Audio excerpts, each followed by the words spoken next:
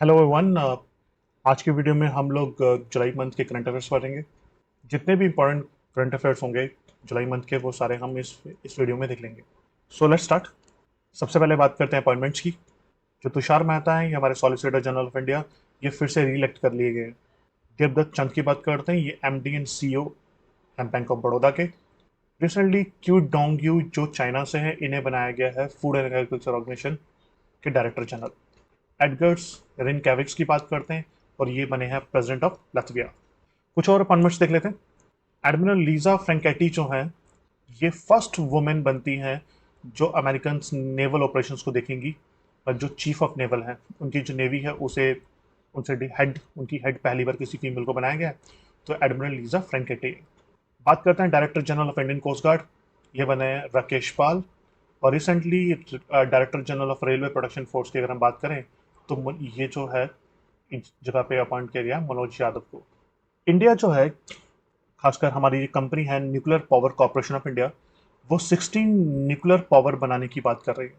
तो जिसमें से पहला न्यूक्लियर पावर प्लांट जो इंडिया द्वारा निर्मित है, इंडिजिनसली हमने जो खुद बनाया है, ये हमने इसने ऑपरेशन स्टार्ट कर दिए हैं। कहाँ पे? गुजरात में लगाया गया ककरा पार एटॉमिक पावर प्रोजेक्ट, इसका नाम है। ये आपको गुजरात में मिलेगा। 700 मेगावाट का प्लांट है ये, और ये इंडिजिनसली डेवलप बाय इंडिया। ऐसे हमने टोटल 16 बनाने हैं, जिसमें से दो जो हैं वो गुजरात में ही बन रहे हैं, ककरापार वाली जगह पे। हमारे पास और भी बहुत सारे न्यूक्लियर प्लांट्स हैं जो कि हमने डिफरेंट डिफरेंट कंट्री की मदद से बनाए हैं। तो उनकी लिस्ट मैंने यहाँ पे अटैच कर दी है। अगर हमसे पूछा जाए कि इंडिया का फर्स्ट न्यूक्लियर प्लांट कौन सा था, तो आंसर है तारापुर। तारापुर जो है वो महाराष्ट्र में है। ये इंडिया का फर्स्ट न्यूक्लियर प्लांट था यहाँ पे। तो ये सामने जो लिस्ट है, ये न्यूक्लियर प्लांट्स इंडिया में जो ऑपरेशनल है। अगर हम बात करते हैं, कुछ ऐसे न्यूक्लियर प्लांट्स भी हैं जो फ्यूचर में प्लान किए गए हैं, जिनकी कंस्ट्रक्शन चल रही है या फिर अभी पाइपलाइन में है। तो ये आपके सामने है, तारापुर मद्रास, केगा, जैसे कि हरिपुर वेस्ट बंगाल में, मीठी विरदी गुजरात, और जैतपुर महाराष्ट्र। ये सब फ्यूचर में बनाए जाएंगे। तो इन्हें भी एक जस्ट गो थ्रू कर लीजिएगा इसमें। अब बात करते हैं नेशनल मैरीटाइम हेरिटेज कॉम्प्लेक्स। ये बनाया जा रहा है लोथल गुजरात में। तो ministry of port shipping and waterway जो है, वो चाहती है कि सागरमाला प्रोजेक्ट के अंदर हमारे यहाँ पे एक नेशनल मैरीटाइम हेरिटेज कॉम्प्लेक्स होना चाहिए, जहाँ पे हम world highest light house museums, world largest open aquatic gallery museums बनाए जाएंगे वहाँ पे। सबसे बड़ा नेवल म्यूजियम भी बनाया जाएगा वहाँ पे। बेसिकली हम टूरिज्म को अट्रैक्ट करना चाहते हैं, तो टूरिज्म को अट्रैक्ट भी करेंगे, साथ में जॉब्स भी जनरेट होंगी। ये जो प्रोजेक्ट है नेशनल मैरीटाइम हेरिटेज कॉम्प्लेक्स का, ये स्टार्ट किया जा रहा है लोथल में, लोथल गुजरात। और लोथल अपने आप में ही इम्पोर्टेंट एक जगह है। ये इंडस वैली सिविलाइजेशन की साइट है, और ये इंडिया का पहला, अगर मैं बात करता हूँ एंशियंट टाइम्स की, तो इंडिया का ये पहला यहाँ पे आपको पोर्ट देखने को मिलेगा। एक फेमस शहर है हड़प्पन सिविलाइजेशन का, या इंडस वैली सिविलाइजेशन भी आप कह सकते हो। ये जो प्रोजेक्ट हम कर रहे हैं नेशनल मैरीटाइम हेरिटेज कॉम्प्लेक्स, ये सागरमाला प्रोजेक्ट के अंदर है। तो जल्दी से सागरमाला प्रोजेक्ट को भी देख लेते हैं, ये क्या चीज़ है। सागरमाला बेसिकली क्या है? ये जो प्रोजेक्ट है, ये जो इनिशिएटिव है, ये मिनिस्ट्री ऑफ शिपिंग ने स्टार्ट किया था। इसमें इंडिया की जो कोस्ट लाइन है, हाँ, अगर हमारी कोस्ट लाइन देखोगे तो गुजरात से लेकर वेस्ट बंगाल तक है। Near about 7500 kilometre coast line है। हम इसी को ही प्रॉपरली यूज़ करना चाहते हैं। ये इंफ्रास्ट्रक्चर को हम ग्रोथ करना चाहते हैं। हमारे जो भी पोर्ट्स हैं उन्हें डेवलप करना चाहते हैं, कनेक्शन इंप्रूव करना चाहते हैं, जिसके थ्रू हमारा लॉजिस्टिक इंप्रूव हो सके। ठीक है। तो कोस्टल लेड इकोनॉमी को बिल्डअप करना चाहते हैं। इसमें क्या होगा कि हमारे जो पोर्ट्स हैं उन्हें वेल कनेक्ट करेंगे, हमारे जो इनलैंड रोड्स हैं, हमारा जो ट्रेन नेटवर्क है उनके साथ जोड़ेंगे, जिससे हमारा जो सामान है एक जगह से दूसरी जगह इजिली पहुंच जाएगा। तो इस प्रोजेक्ट का नाम है Sagarmala project. Recently European space agency ने यूलिट एक स्पेस टेलीस्कोप लॉन्च किया है। अब ये जो space telescope European space agency ने लॉन्च किया है, इसे लॉन्च किया है स्पेस एक्स फैल्कन 9 रॉकेट के थ्रू, यूएस से। ये टेलीस्कोप का मेन मकसद ये है कि डार्क मैटर्स को स्टडी करना, हमारे गैलेक्सीज और स्पेस को स्टडी करना। ये जो हम यूलिट की बात करते हैं, तो यूलिट जो है, ये जो स्पेस टेलीस्कोप रहेगी, इसको प्लेस किया गया है लैग्रांज जो पॉइंट है 2 के पास। अब हमें ये पता होना चाहिए लैग्रांज पॉइंट क्या होते हैं। लैग्रेंज पॉइंट्स, जिन्हें हम स्पेस में कुछ पॉइंट्स कहते हैं, लैग्रेंज पॉइंट्स, ये क्या है और यहाँ पे क्यों प्लेस किया गया। अब हम स्पेस की बात करते हैं, तो स्पेस में कुछ ऐसे पॉइंट्स होते हैं जहाँ पे हम अपने स्पेसक्राफ्ट को पार्क कर सकते हैं। जब मैं पार्क करने की बात करता हूँ, जैसे पार्किंग नहीं होती, अपनी गाड़ी पार्क करते हैं, तो जब हम कहीं पर अपनी गाड़ी पार्क करते हैं तो वहीं पे रहती है, वहीं, वहाँ से कहीं चली नहीं जाती। तो उसी तरह से स्पेस में कुछ ऐसे पॉइंट्स हैं जहाँ पे आप अपने स्पेसक्राफ्ट को पार्क कर सकते हैं। तो वो क्या होगा, अपनी जगह से ड्रिफ्ट नहीं करेगा, कहीं और नहीं चला जाएगा। अब देखो मैं इसको एग्जांपल लेकर समझाता हूँ। स्पेस में अगर हम देखें तो हमारे पास ऐसे 5 लैग्रांज पॉइंट्स हैं, जैसे L1, L2, L4, L3, L5 आपको यहाँ पे दिख रहे होंगे। अब होता क्या है, लैग्रांज पॉइंट्स में क्या होता है कि यहाँ पे ये वो जगह होती है जहाँ पे दो बड़े प्लैनेट्स ले लो या दो बड़ी बॉडीज की ग्रेविटेशनल जो पुल है वो इक्विलिब्रियम क्रिएट कर देती है। मतलब अगर इस पिक्चर में देखोगे तो सामने आपको सन नजर आ रहा होगा और दूसरी तरफ आपको अर्थ। तो इन दोनों की ग्रेविटेशनल पुल एक दूसरे पर लग रही है, जिसकी वजह से क्या होगा, इसके बीच वाले पोर्शन में अगर हम किसी भी स्पेसक्राफ्ट को यहाँ पे प्लेस करते हैं तो वो क्या करेगा, ड्रिफ्ट नहीं करेगा। उन दोनों की जो ग्रेविटेशनल पुल है वो उसे इक्विलिब्रियम स्टेट में ले आएंगी, तो जिससे क्या होगा, वो स्टेबल हो जाएगा और वो दोनों के, सन के भी और अर्थ को भी सेम टाइम में ही उनके आगे पीछे रिवॉल्व होता रहेगा। तो उसे लैग्रेंज पॉइंट कहते हैं। तो लैग्रेंज पॉइंट आप डेफिनेशन मैंने यहाँ पे लिखी हुई है, it's a point in space at which a small body under the gravitation influence of two large ones will remain approximately at rest relative to them. तो अगर हमें कभी भी कुछ क्राफ्ट को या स्पेस क्राफ्ट को प्लेस कर रहे हैं, टेलीस्कोप को प्लेस करना है, अगर हम उसे एल वन लैग्रेंज पॉइंट के पास प्लेस करेंगे तो हमें एक बड़ा ही क्लियर व्यू मिलेगा सन का। ठीक है, तो यहाँ पे हमारे पास कुछ ऐसे स्पेस में जगह भी होती है जहाँ पे हम उसे पार्क कर देते हैं ताकि वो कॉन्टिन्यूसली रिवॉल्व करते रहें प्लैनेट्स के अकॉर्डिंग, प्लैनेट्स के इर्द गिर्द, ताकि वो स्पेस में कहीं पे ड्रिफ्ट ना हो जाए। नेक्स्ट बात करते हैं, रिसेंटली इंडिया में एससीओ की मीटिंग होती है, शंघाई कॉरपोरेशन ऑर्गेनाइजेशन। अगर मैं एससीओ की बात करूं तो ये एक यूरेशियन, ये यूरेशियन डिफेंस मिलिट्री इकोनॉमिक एक अपने आप में एक ग्रुप है, जिसमें टोटल मेंबर्स हैं 8। इसमें 8 मेंबर्स हैं, China, Russia, Kazakhstan, Kyrgyzstan, Pakistan, Tajikistan, Uzbekistan. इसकी जो मीटिंग हो रही है, इसकी जो मीटिंग हो रही है इस साल 23rd जो मीटिंग हो रही है एससीओ की, वो इंडिया में हो रही है। इंडिया ने पहले प्लान किया था कि हम इस मीटिंग को फिजिकली करेंगे, मतलब जितने भी 8 कंट्रीज के हेड है वो इंडिया में आएंगे और इस मीटिंग को अटेंड करेंगे।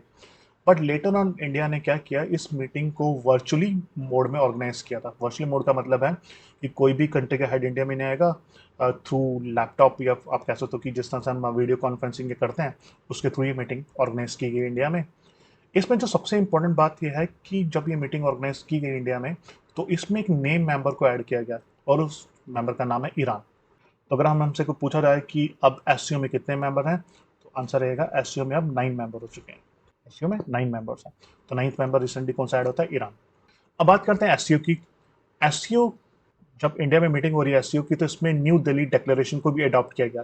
अब न्यू दिल्ली डिक्लेरेशन क्या कहता है, न्यू दिल्ली डिक्लेरेशन ये कहता है कि हम सब कंट्रीज को, जितने भी एससीओ के मेंबर कंट्रीज हैं, हम एक लिस्ट बनानी चाहिए उन टेररिस्ट की, उन सेपरेटिस्ट की, उन एक्सट्रीमिस्ट ऑर्गेनाइजेशंस की जो इन कंट्रीज में क्राइम को क्राइम कर रहे हैं या फिर जो भी यहाँ पे क्रिमिनल एक्टिविटीज कर रहे हैं, एक्सट्रीमिज्म ऑर्गेनाइजेशन को बढ़ावा दे रहे हैं, चीज़ों को बढ़ावा दे रहे हैं, हमें उन ऑर्गेनाइजेशन और उन टेररिस्ट की लिस्ट बनानी चाहिए ताकि हम उन्हें फाइंड आउट कर सकें और अपने देशों में, खासकर इन 9 देशों में जो टेररिज्म ऑर्गेनाइजेशन चल रही हैं, उन्हें रोका जा सके।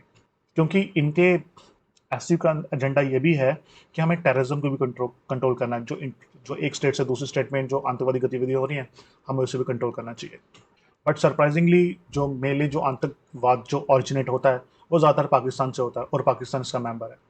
तो इन्हें थोड़ा ज़्यादा वर्क करना पड़ेगा इस आतंकवाद को रोकने के लिए, क्योंकि उनका मेंबर ही इन कंट्रीज का ग्रुप में आता है। सोशल मीडिया जो माइक्रो ब्लॉगिंग साइट है ट्विटर, सो ट्विटर ने क्या किया है, इन्होंने अपना जो सिंबल, अपना जो लोगो है वो चेंज कर लिया। जब से एलन मस्क ने ये कंपनी खरीदी है तो उसमें वो काफ़ी चेंजेस कर रहे हैं। तो अभी ट्विटर का जो पहले एक ब्लू बर्ड हमें देखने को मिलता था सिंबल, उसे अब एक्स सिंबल से चेंज कर लिया गया। नेक्स्ट देखते हैं, चेन्नई इंडिया की पहली स्टेट बन गई है जिसने ड्रोन पुलिस यूनिट स्टार्ट कर दिया। अब ड्रोन पुलिस यूनिट में क्या होगा कि ये पिक्चर में आप देख रहे होंगे कि इनके पास यूएवीज हैं। तो यूएवी की मदद से जो पुलिस है वो एरियल सर्विलांस करेगी। ये ड्रोन हेल्पफुल रहेगा जब लार्ज गैदरिंग होती है, जब प्रोटेस्ट होते हैं या फिर कोई रिलीजियस कांग्रेशन है, कोई रिलीजियस हम ले लें कि कोई प्रदर्शन चल रहा है या फिर यो यात्रा चल रही है, तो इतने लार्ज क्राउड को मैनेज करना कई बार समटाइम्स मुश्किल हो जाता है। इसलिए ये जो ड्रोन्स हैं, ये जो यूएवीज हैं, अनमैन्ड एरियल व्हीकल, ये काफ़ी हेल्पफुल रहेंगे। तो चेन्नई पुलिस जो है, ग्रेटर चेन्नई पुलिस है, वो पहली यूनिट बन गई इंडिया की जिन्होंने कुछ इस तरह की यूनिट बनाई है। जैसे हम सबको पता ही है कि पोल्यूशन, प्लास्टिक पोल्यूशन काफ़ी अपने आप में एक दिक्कत क्रिएट कर रहा है। तो इसी को देखते हुए न्यूजीलैंड दुनिया की पहली कंट्री बन गई है जिसने कंप्लीट बैन कर दिया थिन प्लास्टिक बैग्स को। हम नॉर्मल प्लास्टिक बैग्स को यूज़ करते हैं फ्रूट वेजिटेबल्स को कैरी करने के लिए, तो वो न्यूजीलैंड ने बैन कर दिया है। अब होगा क्या, इसको बैन करने से क्या होगा, एक अपने आप में एक मैसेज आएगा हर कंट्रीज को कि हमें प्लास्टिक पोल्यूशन को कंट्रोल करना चाहिए। अगर न्यूजीलैंड कर सकता तो बाकी कंट्रीज को भी ये सेम अप्रोच फॉलो करनी चाहिए। According to US national centre for environmental production के अकॉर्डिंगली 3 जुलाई जो था वो hottest day of the world record किया गया। उस दिन 3 जुलाई को 17.01 डिग्री सेल्सियस टेम्परेचर नोट किया गया। इससे पहले 2016 में सबसे हॉटेस्ट डे रिकॉर्ड किया गया था, but due to global warming जो सारा टेम्परेचर बढ़ रहा है, तो 3 जुलाई को इस साल ये ग्लोबली हमें देखने को मिला कि काफ़ी हॉटेस्ट डे था। अब कुछ मिलिट्री एक्सरसाइज की बात कर लेते हैं। रिसेंटली इंडिया और फ्रेंच के बीच में एक नेवल एक्सरसाइज होती है, विशाखापट्टनम में ऑर्गेनाइज की गई थी, बे ऑफ बंगाल में। जिमेक्स 23 ये इंडिया और जापान के बीच में मिलिट्री एक्सरसाइज होती है। इसे भी कंडक्ट किया गया था बे ऑफ बंगाल में नियर विशाखापट्टनम। सेल्वेक्स की बात करते हैं, ये इंडिया और यूएस नेवी के बीच में ऑर्गेनाइज की गई थी मिलिट्री एक्सरसाइज। इसे ऑर्गेनाइज किया गया था, इस मिलिट्री एक्सरसाइज को कंडक्ट किया जाता है अरबिंद सी में, कोची के पास, केरला। अब बात करते हैं ऑपरेशन ब्रॉडर सॉर्ड की। बेसिकली काफ़ी ड्रग्स और कुछ इलिक्ट, आप कह सकते हो कि कुछ ड्रग्स जो हैं वो यूएस में पहुंच रहे हैं कुछ शिप्स के थ्रू, कार्गो के थ्रू। तो उन्हें कंट्रोल करने के लिए ब्रॉडर सॉर्ड करके ऑपरेशन लॉन्च किया गया था इंडिया और यूएस की मिलिट्री द्वारा। इंडिया और मंगोलियन आर्मी के बीच में एक एक्सरसाइज होती है उलन बातूर में। उलन बातूर बेसिकली उलन बातूर मंगोलिया का एक शहर है, उसकी कैपिटल भी है। वहाँ पे नो मेडिक एलिफेंट के नाम से एक इंडियन और मंगोलियन आर्मी के बीच में मिलिट्री एक्सरसाइज होती है, जॉइंट मिलिट्री एक्सरसाइज होती है। मेटा ने रिसेंटली, मेटा जो न्यू नेम है फेसबुक का, तो मेटा ने रिसेंटली अपने कंपटीशन को देखते हुए, उनका कंपटीशन कौन है, उनका कंपटीटर है ट्विटर, तो ट्विटर को देखते हुए इन्होंने भी अपनी एक माइक्रो ब्लॉगिंग प्लेटफॉर्म लॉन्च किया है। इस माइक्रो ब्लॉगिंग प्लेटफॉर्म का नाम है थ्रेड्स। माइक्रो ब्लॉगिंग प्लेटफॉर्म क्या होता है, जहाँ पे आप ब्लॉग्स कर सकते हो। ज़्यादातर ब्लॉग्स तो बहुत बड़े बड़े होते हैं, पर यहाँ पे छोटे से ब्लॉग्स कर सकते हो। आपको यहाँ पे कंस्टेंट रहेगा, कुछ ही वर्ड्स में आपको छोटा सा मैसेज टाइप कर सकते हो। तो माइक्रो ब्लॉगिंग साइट है, जैसे ट्विटर है वैसे ट्विटर के कंपटीशन में एक और कंपनी उतर गई है, फेसबुक जो कंपनी है जिसका नाम है मेटा। तो मेटा ने नया माइक्रो ब्लॉगिंग एक प्लेटफॉर्म लॉन्च किया, नाम याद रखिएगा, थ्रेड्स नाम है इसका। अब कुछ वन लाइनर्स देख लेते हैं। गवर्नमेंट ऑफ इंडिया ने रिसेंटली कैंपेन लॉन्च किया कि हमारे जो 75 हिस्टोरिक लाइट हाउसेज हैं, समुद्र के पास लाइट हाउस होते हैं कोस्टल एरियाज में, तो उनको हम डेवलप करेंगे ताकि हमारा टूरिज्म और डेवलप हो सके। तो इसकी जो शुरुआत है वो द्वारका से हो चुकी है, गुजरात से। नीदरलैंड गवर्नमेंट ने रिसेंटली जो इलेक्ट्रॉनिक डिवाइसेस हैं जैसे कि mobile phone, smart watches, tablet हो गया, इन चीज़ों को क्लासरूम में बैन कर दिया ताकि कोई भी स्टूडेंट इन चीज़ों को क्लासरूम में नहीं आए, नहीं लेकर आएगा, ताकि उनकी जो लर्निंग है वो डिस्टर्ब ना हो। तो ये अच्छा स्टेप है ये। नेक्स्ट बात करते हैं, मिनिस्टर ऑफ एक्सटर्नल अफेयर्स ने रिसेंटली इन्फॉर्म किया है कि वो फर्स्ट आईआईटी कैंपस जो है, इंडियन इंस्टीट्यूट ऑफ टेक्नोलॉजी जो है, जो कैंपसेस हैं वो इंडिया के बाहर ओपन करने वाले हैं। तो आईआईटी मद्रास पहला ऐसा इंस्टीट्यूट बना है जो अपना कैंपस इंडिया से बाहर ओपन करने वाला है। अफ्रीकन एक कंट्री है तंजानिया, वहाँ पे जंजीबार इलाके में हमारा पहला आईआईटी कैंपस ओपन होने वाला है। कुछ और वन लाइनर्स देख लेते हैं। हम ना, अभी रिसेंटली क्या हो रहा है कि इंडिया, खासकर इंडिया की बात करते हैं, इंडिया चाहता है कि हमारी डॉलर पे डिपेंडेंसी कम हो। हम नहीं चाहते कि डॉलर्स को इंटरनेशनल ट्रेड में डॉलर्स को यूज़ किया जाए। इसलिए इंडिया चाहता है कि ज़्यादातर कंट्रीज हम जो ट्रेड सेटलमेंट करते हैं, जो ट्रेड करते हैं, उसकी जो पेमेंट है वो इंडियन रुपी में होनी चाहिए। तो इसी में आगे स्टेप्स लेते हुए इंडिया ने रिसेंटली मलेशिया और बांग्लादेश के साथ टाई अप किया है कि हम लोग जो भी आपकी ट्रेडिंग कर रहे हैं उसकी जो पेमेंट सेटलमेंट होगी वो हम इंडियन रुपीज़ यूज़ करेंगे। कि दो आप जो वन लाइनर्स देख रहे हो, वन लाइनर्स, तो इसमें सेम बात बताई गई है। इंडिया ने मलेशिया और बांग्लादेश के साथ एक टाई अप किए हैं जिसमें हम डॉलर्स की जगह इंडियन रुपीज में ट्रेड सेटलमेंट करेंगे। अब बात करते हैं 2026 की। 2026 में जो कॉमनवेल्थ गेम्स हैं वो ऑस्ट्रेलिया के विक्टोरिया शहर में होनी थी, पर ऑस्ट्रेलिया के जो विक्टोरिया स्टेट है उसने डिक्लेयर कर दिया कि वो 2026 की कॉमनवेल्थ गेम्स को नहीं करवाएंगे। क्योंकि ये बेसिकली बहुत ज़्यादा इनका जो एक्सपेंडिचर, इन्होंने जो प्रोजेक्ट किया होगा कि इतना एक्सपेंडिचर होगा, उससे ज़्यादा नियर अबाउट $6 बिलियन का खर्चा आ रहा है। तो दैट्स द रीज़न इन्होंने वहाँ से पुल आउट कर लिया कि हम ये कॉमनवेल्थ गेम्स को नहीं ऑर्गेनाइज करेंगे। क्योंकि वैसे भी आप वेस्टर्न कंट्रीज में देखोगे या फिर ऑस्ट्रेलिया, न्यूजीलैंड के नियर बाय कंट्रीज में देखोगे, वहाँ पे रिसेशन चल रहा है, इवन जर्मनी में रिसेशन चल रहा है। तो कोई भी बड़ी कंट्री जो है आज के टाइम पे कुछ ऐसे इवेंट्स पे ज़्यादा पैसे खर्चने की हालात में नहीं है। तो जब विक्टोरिया ने पुल आउट किया कि हम लोग अपने देश में तो, अपनी स्टेट में तो नहीं करा पाएंगे ये कॉमनवेल्थ गेम्स, तभी जो यूके है, यूनाइटेड किंगडम, तो वहाँ से उनके जो लंदन के मेयर है उनका कहना है कि हम अपनी कंट्री में ये इवेंट्स करवाएंगे। और अब देखना पड़ेगा कि क्या यूके में ये इवेंट्स होते हैं या नहीं होते, क्योंकि यूके की अपनी हालत भी खराब है, उनमें वो भी फाइनेंशियल क्राइसिस से गुजर रहे हैं। तो वेट एंड वॉच, फ्यूचर में जो भी होगा वो उस तब बात करेंगे। नोंगहेया बैंक है, ये बेसिकली ये बैंक है साउथ कोरिया का। तो रिसेंटली आरबीआई ने इसे सेकंड शेड्यूल में अपने ऐड कर लिया है, तो ये हमारा शेड्यूल बैंक बन गया है। ये 2016 से ही इंडिया में काम कर रहा है। अब हम बात करते हैं शेड्यूल बैंक्स क्या होते हैं। शेड्यूल बैंक्स बेसिकली वो बैंक्स होते हैं जो आरबीआई के सेकंड शेड्यूल में मेंशन्ड है। आरबीआई का एक एक्ट है, आरबीआई हमारा जो आरबीआई एक्ट 1934 में, उसमें एक शेड्यूल है, उस शेड्यूल में शेड्यूल बैंक्स के बारे में बात की गई। जो बैंक्स इस शेड्यूल में मेंशन नहीं होते उन्हें नॉन शेड्यूल बैंक्स कहते हैं, और जो उसमें मेंशन होते हैं उन्हें शेड्यूल बैंक्स कहा गया है। रिसेंटली इंडिया ने ग्लोबल क्राइसिस रिस्पांस ग्रुप को ज्वाइन कर लिया। Global crisis response group basically united nation organisation का ही एक पार्ट है। ये 2022 में सेटअप किया गया था। बेसिकली इनका काम होता है कि जो क्रिटिकल ग्लोबल इश्यूज हैं, जैसे कि फूड क्राइसिस को लेकर ले लेते हैं, सिक्योरिटी, एनर्जी, फाइनेंस, इन चीज़ों को, जो भी क्राइसिस चल रही है दुनिया में, उन्हें प्रॉपर तरीके से डील करना, उन पे इमीडिएटली रिस्पॉन्स करना, कंट्रीज को मिलकर कलेक्टिवली कुछ फैसले लेने चाहिए ताकि किस तरह से वो फूड क्राइसिस को, सिक्योरिटी, एनर्जी क्राइसिस से डील कर पाए। तो उसमें इंडिया को भी मेंबर बनाया गया है। अब बात करते हैं पंजाब नेशनल बैंक की। तो पंजाब नेशनल बैंक ने अपने काइंड का नया एक मेटावर्स लॉन्च किया। अब मेटावर्स में क्या होगा, एक वर्चुअल ब्रांच ही ओपन की है आप कह लो। इसमें क्या होगा, जो कस्टमर्स हैं वो घर बैठे ही एक 3D एक्सपीरियंस ले पाएंगे। आपको जो भी, मान लो कि आपको किसी बैंक में पैसे जमा कराने हैं या फिर उस बैंक में कुछ इन्फॉर्मेशन लेनी है, जैसे लोन्स के बारे में, एमएसएमई के बारे में, या फिर कोई भी अपना अपना खाता ओपन करना है, तो बैंक में आपको फिजिकली जाने की जरूरत नहीं है। आप ये सब कुछ मेटावर्स के थ्रू 3D एक्सपीरियंस करेंगे। आपको सारी चीजें एक प्रॉपर वे में बताई जाएंगी। तो वही ये चीज स्टार्ट किया पंजाब नेशनल बैंक में, एक डिजिटल एवटार्स के थ्रू। चाइना ने अपना ऑपरेटिंग सिस्टम लॉन्च किया है। इस ऑपरेटिंग सिस्टम का नाम है ओपन कैलिन 1.0। ये लाइनक्स बेस्ड ऑपरेटिंग सिस्टम है।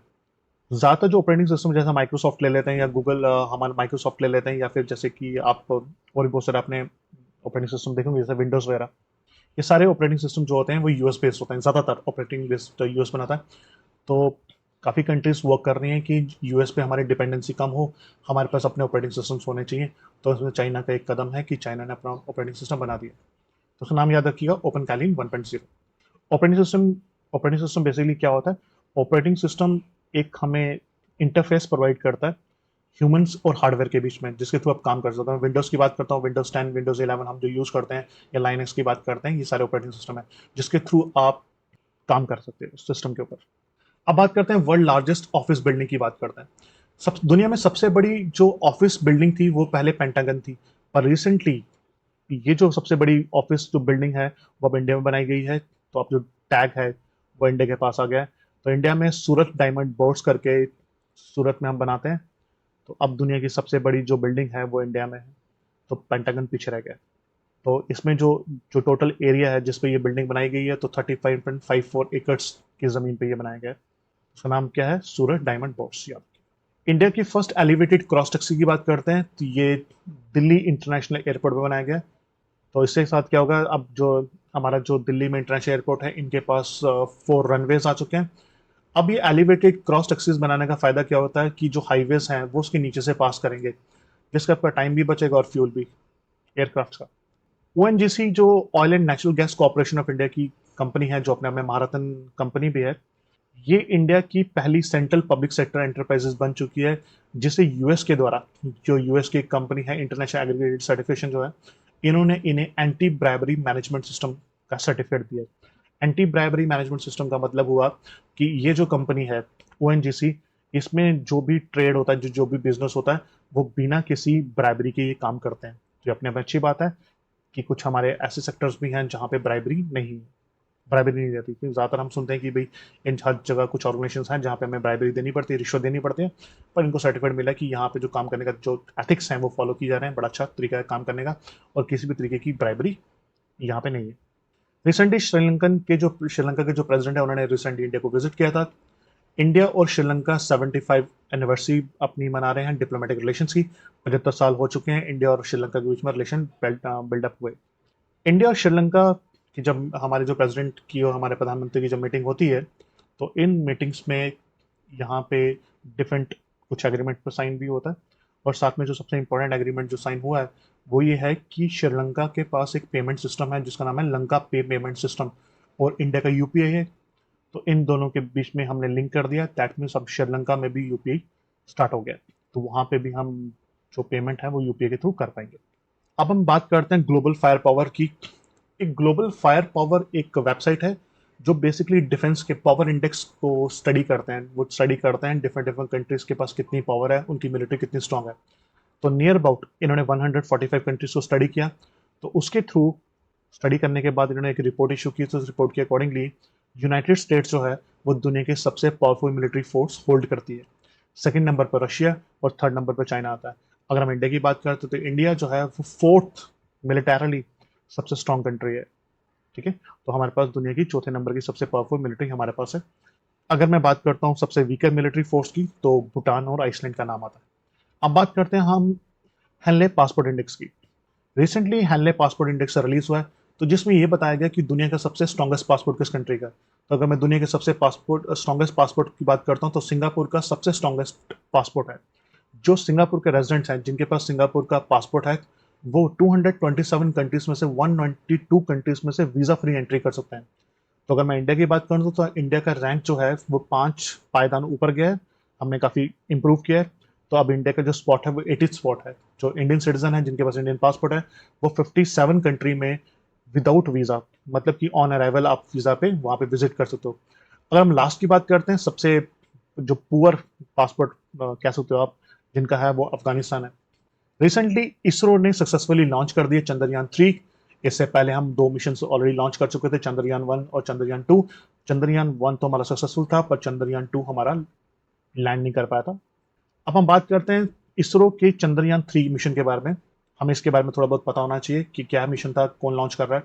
ये मिशन लॉन्च किया गया था इसरो द्वारा, इंडियन स्पेस रिसर्च ऑर्गेनाइजेशन। जो रॉकेट ये चंद्रयान 3 मिशन को लेके गया था उसका नाम था LVM-3, इसे लॉन्च व्हीकल मार्क 3 भी कहते हैं। अब इस मिशन में हमें कुछ चीज़ें पता होनी चाहिए।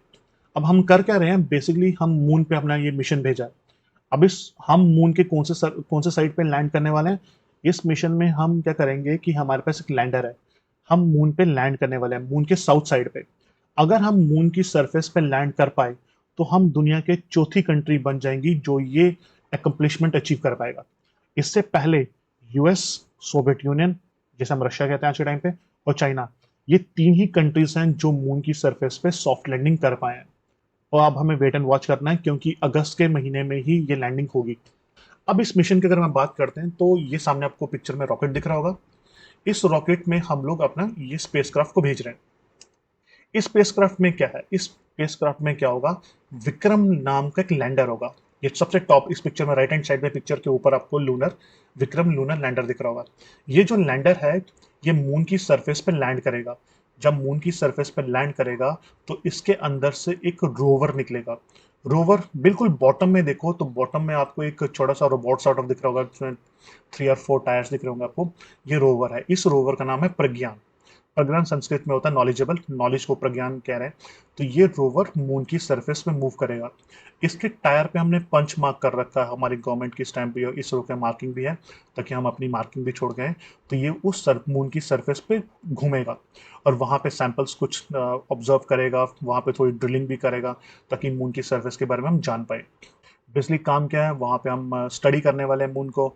ये सारी चीज़ों के लिए मिशन भेजेगा। But exam point of view से अगर बात करूँ तो हमें 2 चीज़ें पूछी जा सकती हैं कि जो मून है, मून पे मिशन भेजने वाला, लैंडिंग करने वाला इंडिया कौन से नंबर की कंट्री बनता है, तो चौथी कंट्री। अगर हमसे पूछा जाए कि हमारा जो वहाँ पे रोवर है, रोवर का नाम क्या है, तो प्रज्ञान। अगर मैं लैंडर की बात करता हूँ तो लैंडर का नाम रहेगा विक्रम।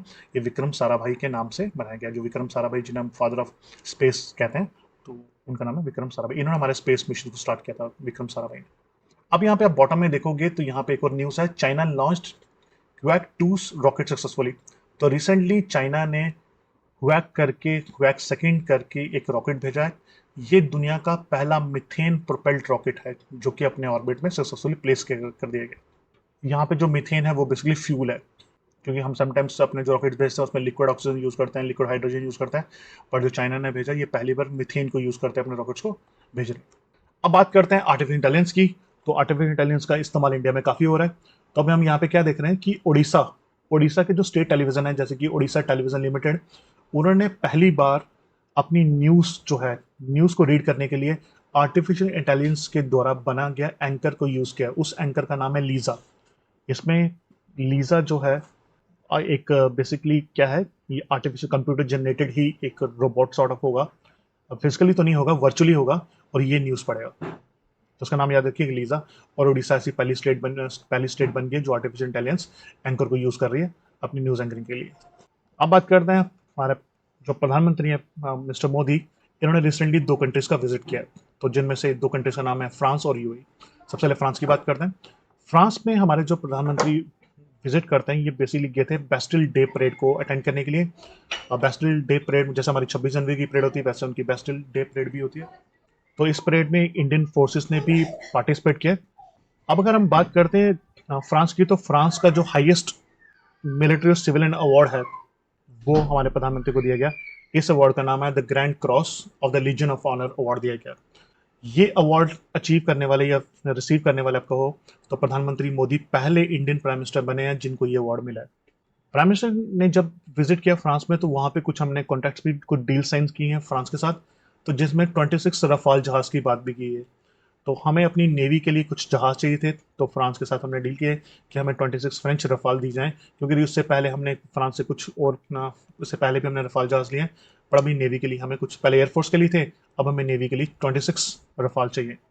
साथ में फ्रांस जो है हमें 3 स्कॉर्पियन क्लास सबमरीन्स बनाने की बात भी कर रहा है हमारे लिए। वो ये जो टोटल डील है वो $9.75 बिलियन की रहेगी। इंडिया और फ्रांस ने यूपीआई को भी फ्रांस में लॉन्च कर दिया। अब जो इंडियंस हैं वो लोकल, जो अपनी लोकल पेमेंट है वो रुपीस में कर पाएंगे थ्रू यूपीआई। तो ये भी अपने आप में काफ़ी अच्छी अचीवमेंट है इंडिया के लिए। तो जैसे इंडिया और फ्रांस का रिलेशन भी काफ़ी इंप्रूव हो रहे हैं। फ्रांस के बाद इंडियन प्राइम मिनिस्टर जाते हैं यूएई में। तो यूएई में वो मिलते हैं वहाँ के रूलर शेख मोहम्मद बिन जायद अल नहान से। यहाँ पे भी हमने अपने यूपीआई है उसे प्रमोट किया, और यूपीआई के साथ लिंक करने की बात हुई जो लोकल करेंसी सेटलमेंट सिस्टम है यूएई का। और वहाँ पे एक और सिस्टम है आईपीपी, इंस्टेंट पेमेंट प्लेटफॉर्म है यूएई का, उसके साथ भी हमारे यूपीआई को लिंक कर दिया गया। कि दैट मीन्स कि यूपीआई अब अबू धाबी में भी लॉन्च हो गया। वहाँ पे हम यूपीआई के थ्रू अपनी जो पेमेंट है वो कर पाएंगे। और सबसे बड़ी बात, एक और चीज़ अगर लास्ट में देखोगे आप, तो यूएई हमारा 3rd नंबर का ट्रेडिंग पार्टनर है। साथ में दोनों कंट्रीज एग्री हो गई हैं कि हमें एक लोकल कैंपस भी ओपन करना चाहिए यूएई में। तो आईआईटी जो हमारा आईआईटी दिल्ली है, इसका एक लोकल कैंपस भी ओपन हो रहा है अबू धाबी में। ये भी इंपॉर्टेंट है। अस्पार्टेम, अस्पार्टेम बेसिकली क्या होता है, ये आर्टिफिशियल स्वीटनर होता है। हम लोग अस्पार्टेम को यूज़ करते हैं जैसे कि डाइट कोक हो गया, डाइट सोडा हो गया, जहाँ पे हमें लो कैलोरीज चाहिए होती हैं, तो वहाँ पे हम ये स्वीटनर को यूज़ कर लेते हैं। कुछ लोग शुगर का इस्तेमाल नहीं करते, उन्हें लगता है कि इसमें कैलोरीज ज़्यादा हैं, और अपने जो हेल्थ कॉन्शियस हैं, तो वो लोग लो कैलोरीज के लिए आर्टिफिशियल स्वीटनर यूज़ करते हैं जो 200 times more sweeter than sugar है। बट रिसेंटली डब्ल्यू जो हमारी ऑर्गेनाइजेशन है उसने कहा कि भाई ये जो अस्पार्टम है इसके अंदर आप कह लो या फिर ये अपने आप में कार्सिनोजेनिक है, इसका ज़्यादा टाइम तक यूज़ करने से हमें कैंसर हो सकता है। तो ये भी थोड़ा याद रखिएगा कि अस्पार्टम जो है ये आर्टिफिशियल स्वीटनर है, पर लॉन्ग टर्म यूज़ करने से कैंसर की पॉसिबिलिटी रहेगी। अब बात करते हैं डेज की। तो जितने भी इंपॉर्टेंट डेज हैं जो पूरे जुलाई मंथ में रहेंगे, उसकी मैंने लिस्ट अटैच कर दी है। तो आप इसमें लिस्ट में चेक कर लीजिए, या फिर मैं इसकी पीडीएफ फाइल सेंड कर दूंगा अपने टेलीग्राम ग्रुप में, तो वहाँ सब ये ले पाओगे। नहीं तो आप यहाँ पे स्क्रीनशॉट भी ले सकते हो।